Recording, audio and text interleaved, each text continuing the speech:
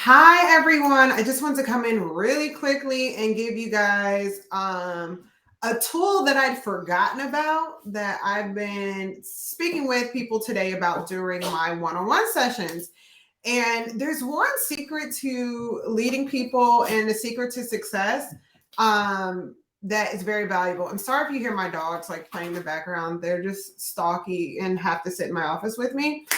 So if you hear them like doing whatever, it's because it's close to like 5:30 and they're like, okay, it's time for us to leave this office. So, but I'm gonna do this anyway while it's fresh on my mind. But one leadership secret is to create a culture around the values that you want to see in your business. And that's very different from creating rules and asking for compliance to said rules. People are naturally rebellious, but we still like very much connect to like our inner child, and our inner child wants to have fun, wants to be treated, and wants to be rewarded and applauded and all of these things. And the easiest way, because I'm all about the least path of resistance when it comes to leading people, and what I'm trying to do when I'm leading people is to create um, systems and to create environments where I'm not just getting resistance. I want the result. I don't want the resistance that comes with at times trying to get to the result. It's going to happen, but I'm going to minimize that as much as possible and wait until it's my moment to push back to really deal with resistance. And basically, what you want to do is to create fun and rewards around the behavior that you want to see. One of the examples that I give is I worked in a business in my early 20s. It was a sales company. And I remember like the people that I worked with were some of the best dressed, most well-groomed professional people in the world. And these were people from so many different socioeconomic conditions, whatever. And we had a dress code, but what I noticed is that people went above and beyond the dress code. And it wasn't necessarily that we just hired people of a certain caliber who just, were fashion forward or whatever. One of the natural leaders and the leader of the company at the time was just a very well dressed man. And so the people around him kind of started to like take that on. But then there was one of the, I guess, natural leaders and formal leaders in the company that he used to make it a thing to where like every day, the people in the company, they would compliment each other on how they were dressed. They would brag about it. They had like little sock competitions, and they gave out like they gave out little awards to who's the best dressed of the day. Like it was a little bit like it was a little shallow. But what ended up happening was every guy who came into this company eventually started to like really mold their outward appearance to what everyone was doing. And suddenly you see like they're making more money, and then they're just shopping at this place, and they're like having informal suit competitions, giving little fashion shows. When they walked in the office, everyone would take out their fake cameras and all this other stuff. And it was just a real thing. It was a real life thing, to where one of the worst things that someone could have said during that time is that you weren't well dressed, because everyone just looked so good, right? And I believe in the Deion Sanders, you look good, you smell good, you play well, whatever that saying is, right? But that's an example of creating a culture behind the value that you want your business to support. And we have all these things that we want to see in our business, but what we do is we make it a rule, and we make it a part of like the penal system in our business, to where you're either breaking it or not. But the moment you make a rule, yes, rules have to be set, but the natural inclination for people, especially if you are, attracting people that are confident, or if they're entrepreneurs or they're salespeople or whatever, certain types of people naturally want to rebel against the rule. Like I know what I look for when I'm looking to hire someone into sales or into something that's like a very forward facing position. And those people just have this natural confidence and this natural like self-assuredness to where they want to break a rule. They don't want to conform to what everyone else is doing unless there's like a system of rewards connected to it. Or, I remember in like the early days of running my company or sales company, one of the things that can make or break someone in that company or someone in sales is like whether or not they're seeing enough people, making enough calls, going to enough businesses, whatever. But people naturally just don't want to work for the full day that we had set forth.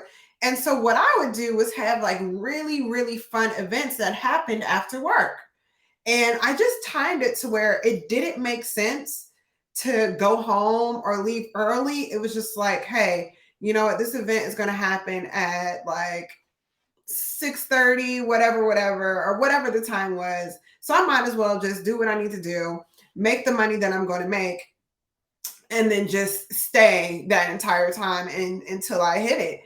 And what ended up happening was I never really had people checking out early because they're like, look, why check out? We're going to go and have cocktails here. We're going to do paintball here, or, we're going to have brunch this day. Maybe I will come in this day because the people who are coming in, they're doing whatever, and then they're going to brunch afterwards, right? And if I come and they're all talking about this cool event thing that happened at work, and then we go to brunch, I'm just sitting there like, I just watched, I guess the show that we were all watching at the time was Girls on HBO, but like, I'm just binge watching Netflix all morning. I might as well come in, be a part of what's happening, and then brunch or whatever.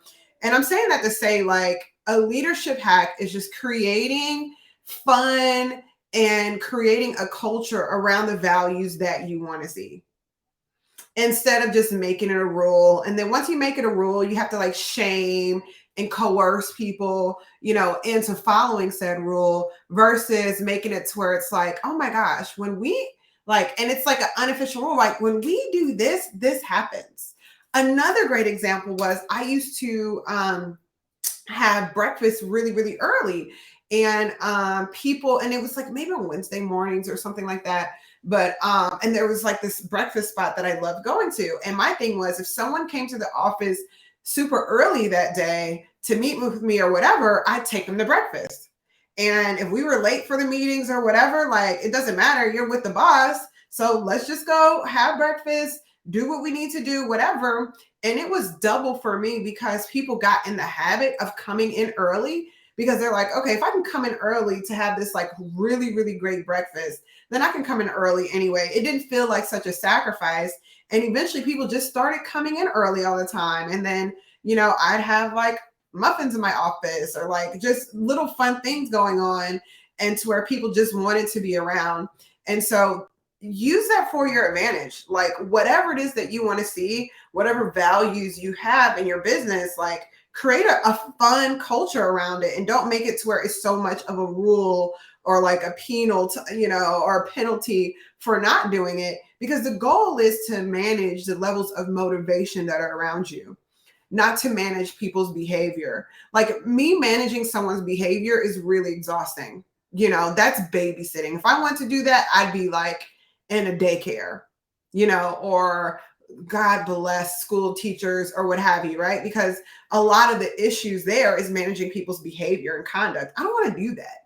But what I do want to do is influence the levels of motivation around me, and do what I can do to influence, infiltrate, penetrate, transform the levels of motivation around me, so I don't have to manage behavior. Like, well, how can I make people desire to do this versus forcing them to do it? Because people are going to naturally rebel against anything that they feel like they're being forced to do or coerced, or like it's a rule to do, versus like the things that they want to do. Like what happens when someone does a really great job in your company? You know what I'm saying? How much praise do they get? How much of a big deal do you make it?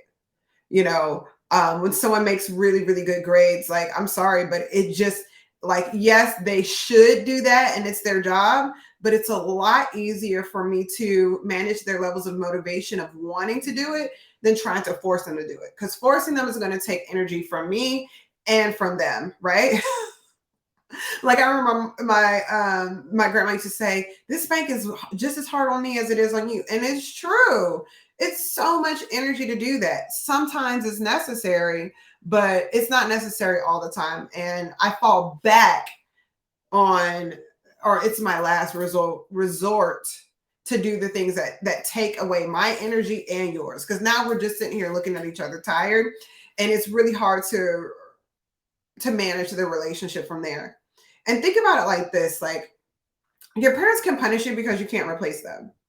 And at a certain point, at a certain age, that's when you're like, I'm just gonna run away from home, like whatever that is. But the people that you work with, that's not really quite the same case. Like it's really hard to manage the relationship once it's resorted to that. So create motivators around it. And then if I notice I'm not working with a motivated person, instead of giving them all these like hard conversations, I'm like, maybe I just don't want to work around them anymore, and I'll figure out something else and work with someone else that has that. So that's it.